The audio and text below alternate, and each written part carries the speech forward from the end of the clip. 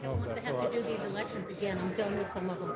Are you still in a hurry? Yes, sir. I'm sorry. We just Okay. No, that's fine. I wanted to, I got one bill presented. I just gotta go chair the meeting now. So we can finish that. Okay. Are you in a position you might move the bill away? I might, if this, I'll decide after this meeting what I'm going to move on. Okay. But my question is, I don't mean disrespectful, but if I move this. No.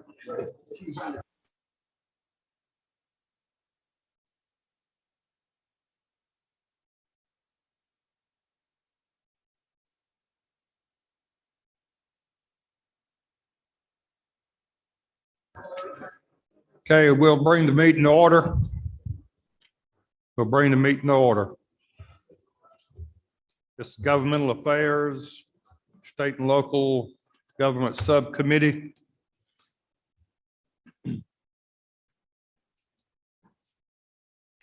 We're going to hear House Resolution 732. Chairman Martin.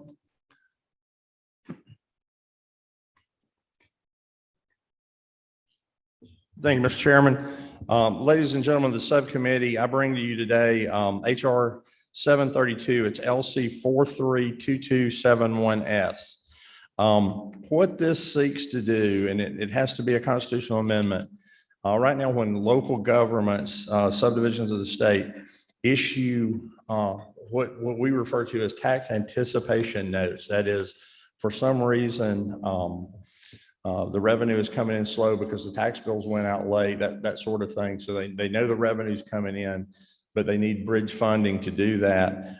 The Constitution requires those to be paid back on or before December 31st of the calendar year.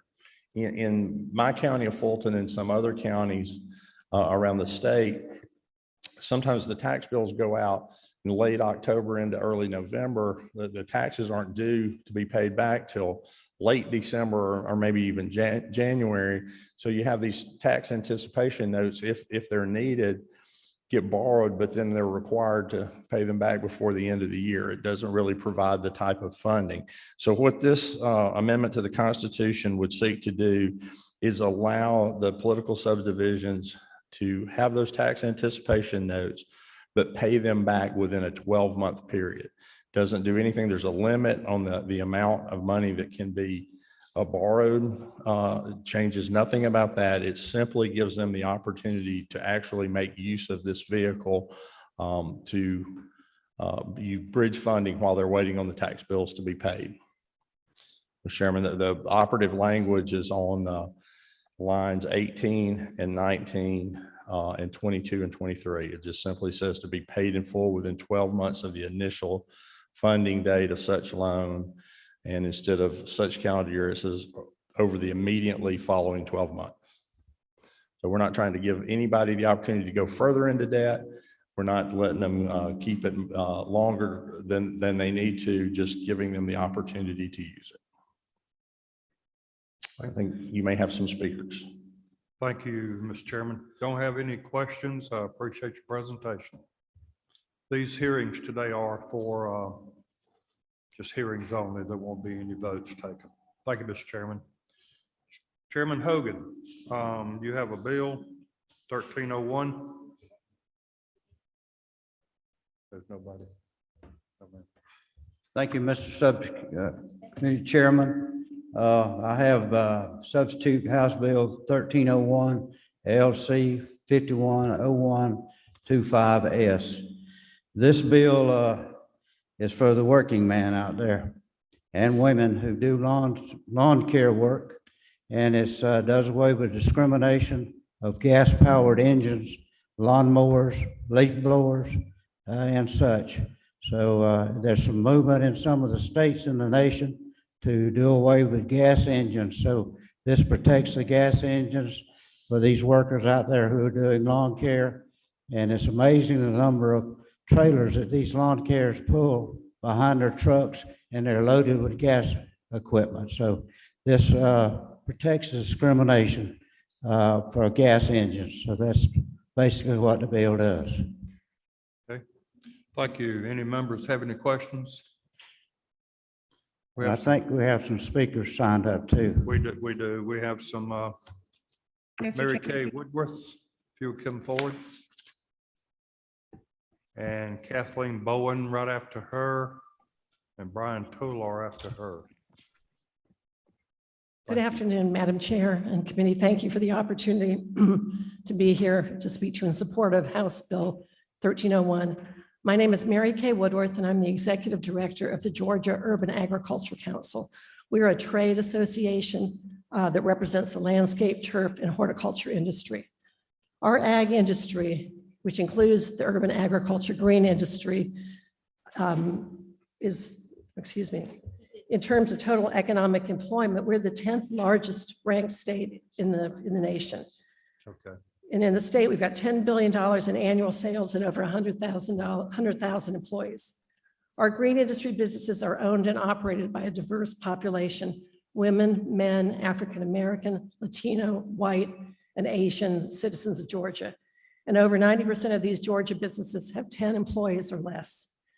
As an industry, we fully support the transition from gas-powered to electric leaf blowers, but at present, the technology is not viable for most commercial use.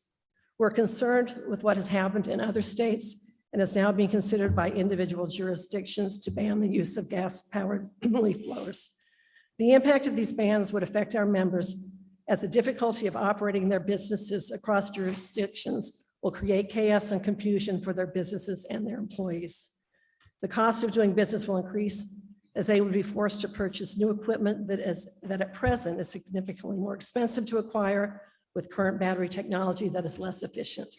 This in turn could lead to job losses as these businesses adjust to greater costs of operating their businesses. We appreciate your consideration of House Bill 1301. If you have any questions, I'd be happy to address them. Let's see, we have Representative Shannon on Zoom. thank you, Mr. Chair. This question is actually for the bill sponsor. I was trying to get in there before you went to public comment. So do I need to wait until the bill sponsor is back up before us, or how would you like me to proceed? I can't hear it. Yeah, go ahead and ask the bill sponsor. Oh, okay, thank you. Just wanted to know what city or county is currently considering outlawing gas leaf blowers or gas equipment for landscaping? I'm not aware of any in the state of Georgia. And this is just a bill to head that off, because it is happening in some other states around the nation and other cities and counties. So I think this would be damaging to the state of Georgia and to a lot of hardworking people out there who are working hard to make a living. Thank you. Thank you, Representative. Ms. Bowen. Thank you.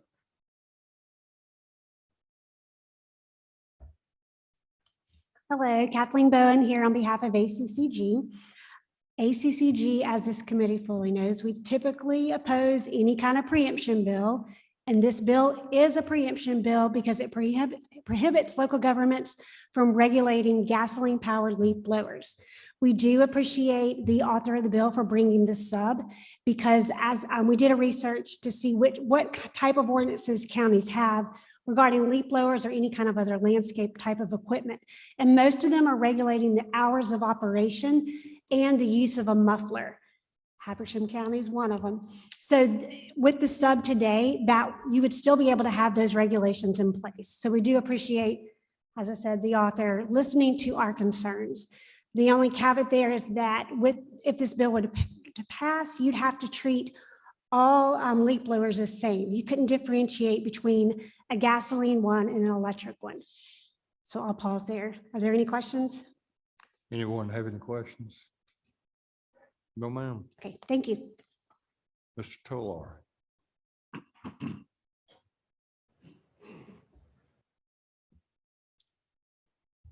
Good afternoon, Mr. Chairman, members of the subcommittee. I'm Brian Toller, represent Toller Capital Partners. And in my job, I get a chance to work with a lot of great folks in the nursery and landscape and also the turf grass sector. And I enjoy it very much. They produce a product that a lot of us benefit from, and landscapers that install it. And this is an important piece of equipment, not only for the landscape industry, as was commented by Chairman Hogan, but also folks just like us. I mean, I would probably argue that everyone in this room has a gas-powered leaf blower, or they've had one in the past. It's a common tool. And as to my point on the agriculture side of it, as you know, the agriculture industry, and this is an agriculture issue, and when you get to the landscape sector, that is an agriculture sector. As Ms. Woodworth commented, it's a $10 billion industry. But agriculture can't operate city to city, county to county. There has to be consistency throughout. And we've seen this in the history of the state. We have state preemption on fertilizer. We have it on pesticides. We have it on outdoor water use. And we also have it on the types of crops that we grow.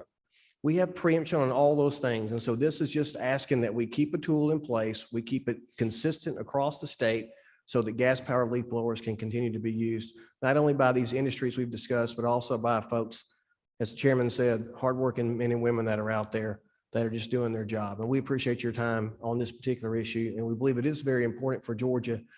We have 19 states that already have a city or county, plus Washington, D.C., that have some prohibition on this. And the question was asked earlier about Georgia cities. We don't have any with a prohibition at this time, but we know that the city of Athens and the city of Decatur are exploring it.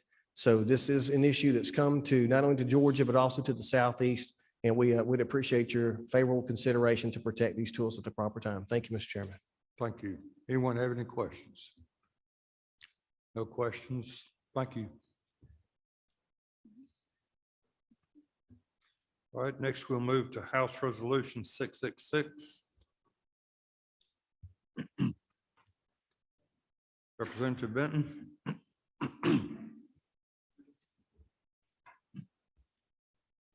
Thank you, Mr. Chairman, members of the committee. Bring to you today House Resolution 666. This proposes an amendment to the Constitution so that the General Assembly can authorize local boards of education to impose, levy, and collect development impact fees and to use the proceeds to pay for a share of the cost of additional educational facilities. Now, this, all it is just a constitutional amendment to set up the work so that the General Assembly can come back or a government agency can come back and tell us what they will be able to collect those fees on. We've had these around since about 1990 for other areas, municipalities, counties, water and sewer, and they are used to pay for public services and facilities. They're a one-time fee. It's charged to either land developers or to the homeowners to help defray the cost of expanding capital facilities to serve new growth. When you look at school systems in most of our counties, they are the largest taxer. They are the ones that are responsible for educating your children, getting them to and from school. And a lot of times the tax dollars that they are able to raise are not enough, especially if they are in a fast growth system. My home county of Jackson is one of those. We have just built a brand new high school. It's in its first year of operation. We're already pulling mobile units to that facility. And eventually that will be added on to. Now, some of that money will come from the state, but a lot of that will be local dollars. Local dollars will have to pay for the infrastructure, the road, the water and sewage. And we're already looking at a new middle school, new elementary school. All of those things will have to be funded. And it's all brought about because of the housing development in the county. And so I'm asking that the committee approve this where it can move on. Let's add this to the Constitution that school boards can collect a impact fee. I'll be glad to answer any questions, Mr. Chairman. Thank you, sir. Do we have, let's see, we have a question, Chairman Collins. Thank you. Thank you, Mr. Chairman. Currently, if an impact fee is collected, it has to be done by the governing authority, the county or the city. Is that correct? Yes. And the city can collect an impact fee and give that to the county school system or the city school system. Is that right? They're prohibited from doing that? Okay. I think it's a great great bill. I've lived in a community that's grown tremendously over the last decade. Growth does not pay for itself. I know developers and builders are going to gripe and bitch about it, but I think it's probably the right thing to do for a lot of communities like we live in, Representative Benton. Appreciate your comment, sir. Anyone else? No other questions? Well, no other questions, but we've got Mr. Warlick. And then Stanley, Hayden Stanley. Thank you, Mr. Chairman. Ken Warlick on behalf of the Home Builders Association of Georgia. I'm one of those developers that's going to gripe and bitch. Really, I wanted to talk about two main points today. Homeowners, constituents pay too many fees already. So affordability, that's all that everyone ever talks about, but all that anyone ever does is create an environment that affordability isn't attainable. Impact fees. You got permit fees, tree fees, sidewalk fees, site development fees, or just simply calling it an impact fee. Those are handed down from the developer, the builder, to the end user, which is the homeowner. So in Greater Atlanta, there's 9 counties, 67 different municipalities. The average building permit / impact fee is over $12,000.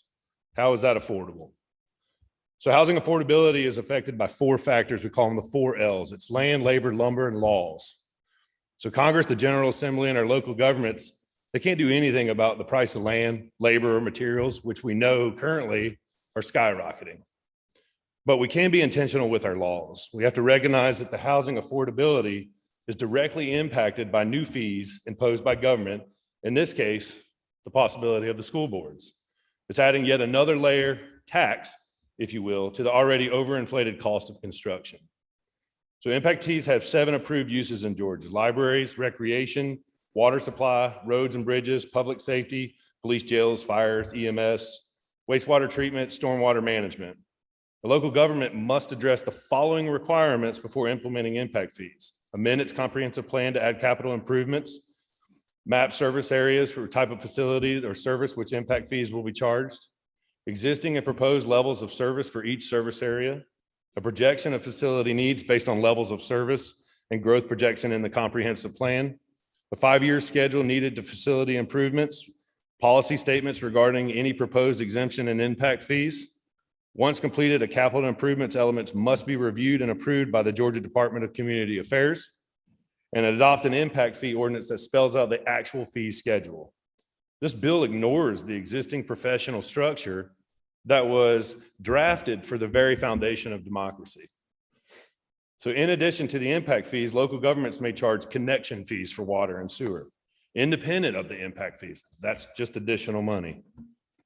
Local governments may require site-specific exactions and dedications from developers on individual development projects. We see it all the time. Additionally, local governments are allowed to form private agreements with developers for construction of improvements and dedication of lands or services made in lieu of paying impact fees. Yet again, more money on top of that. And again, this all goes down, is handed down to the end user, which is the homeowner, the citizens, our constituents. So money for the betterment of the schools is always appropriate, but this bill is not appropriate. And bypassing the professional structure that's already set in place is an error. School boards can collect taxes through the county tax assessor, through property taxes, and through eSPLOST.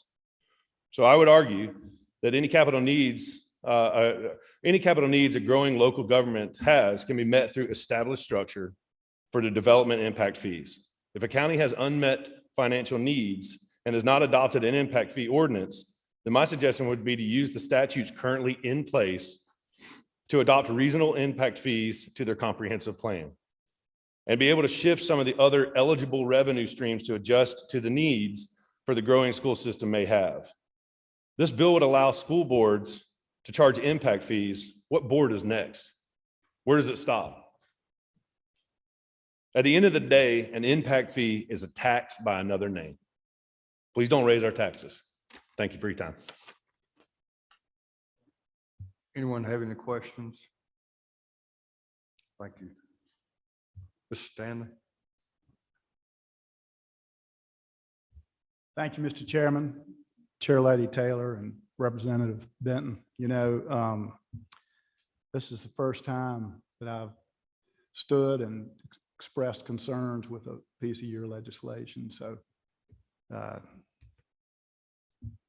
sorry to be up here doing it, but I am. I represent the Georgia Apartment Association. The Apartment Association and the apartment industry were part of the very deliberate exercise and work that went into the creation of Georgia's Development Impact Fee Law Act. It was 30 years ago. And 30 years is a long time. There haven't been any major changes over that period.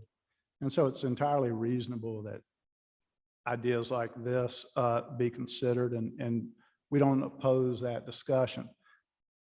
But it is, as the previous speaker indicated, there's a lot that is involved with Georgia's Development Impact Fee Law. And the decisions to identify and limit to those 7 categories for impact fees was intentional.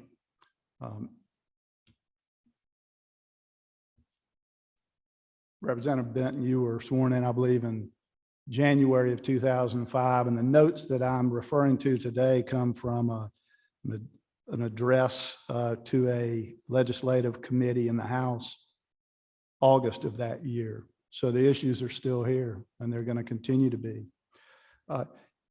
The Apartment Association, does not believe that school boards are properly built to administer impact fees on development. However, if you're going to move forward, if the legislature wants to move forward with using impact fees for education, there should be a great deal that goes into it, certainly more than a page and a half with a question on the Constitution. Here are some of the comments I'd like to share. There should not be any parallel impact fee law solely for schools.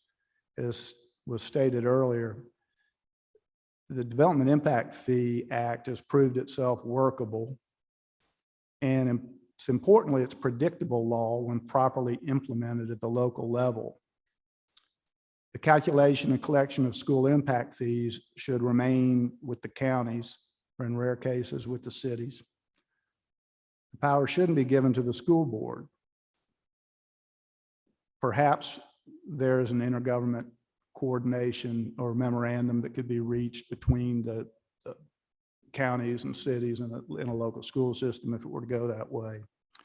School boards should, and I believe they do, have to prepare a long-range capital expenditure plan, as is the case with the Development Impact Fee Act for counties and municipalities, and make them accountable to the county for all expenditures. Impact fees for schools should only be imposed and expended for new school facilities.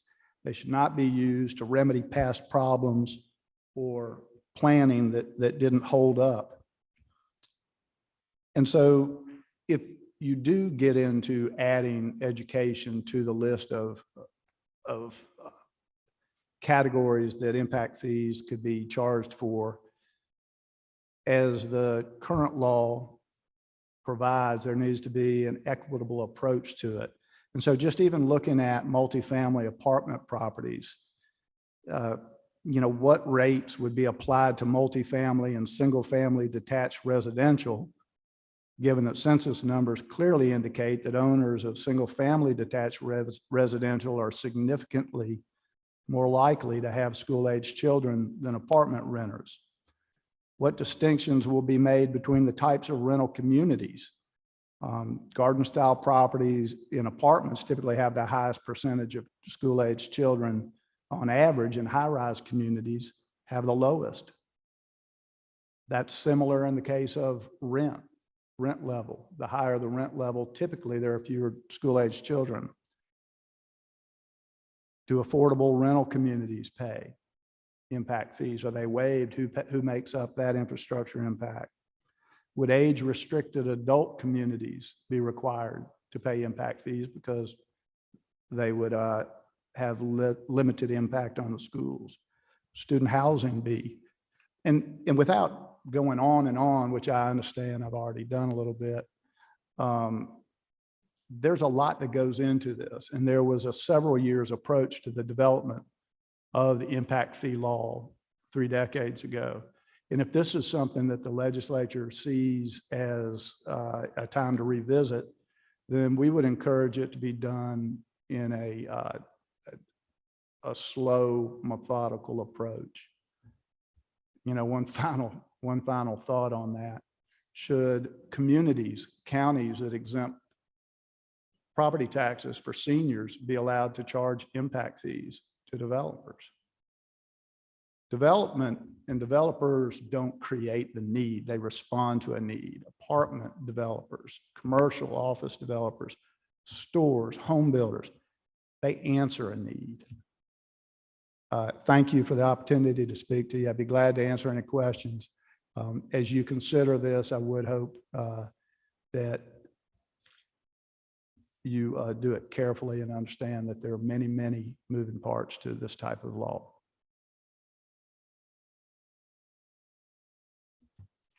Anyone have any questions? Thank you. Thank you.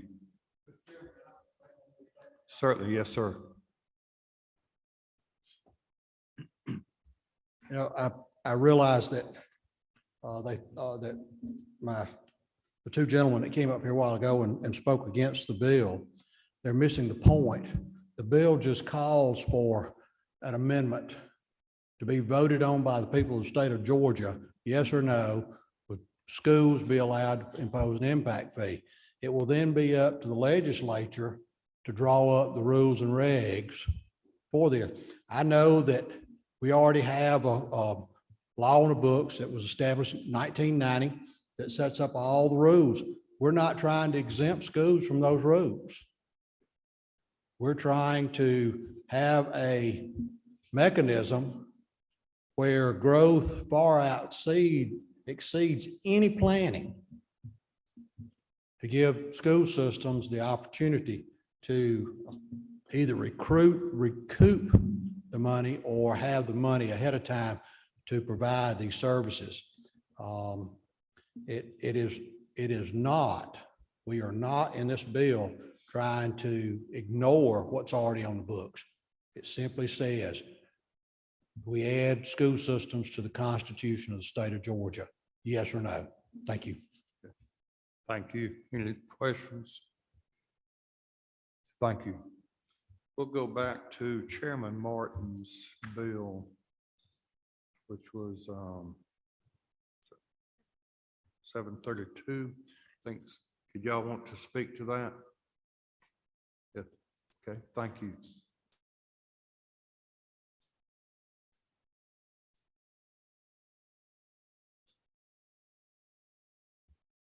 You'd state your name and who you represent.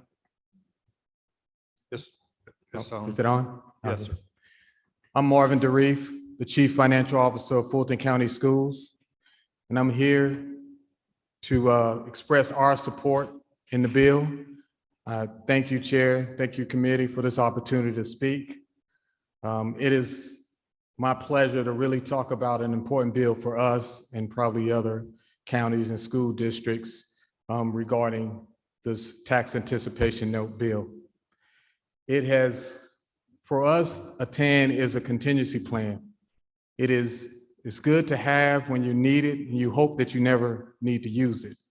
When you experience cash flow issues during the school year for whatever reason, as Representative Martin expressed, usually delay in tax bills. As for Fulton County Schools, the majority of our revenue come from property taxes. So this bill is very important to us because we've had situations where we had to make decisions because our tax bills were late, but that December 31st date posed an obstacle for us because if the tax bill due date is January 15th, it's hard to get a short-term loan when they know that the bills aren't due until after that statutory December 31st. So it has been a problem for us in the past, and we just want to express our support, Fulton County School District support for the bill, and hope that others support it as well. Thank you very much. Anyone have any questions? No questions. Thank you. Anyone else wish to speak? Seeing none, this meeting is adjourned. Thank you.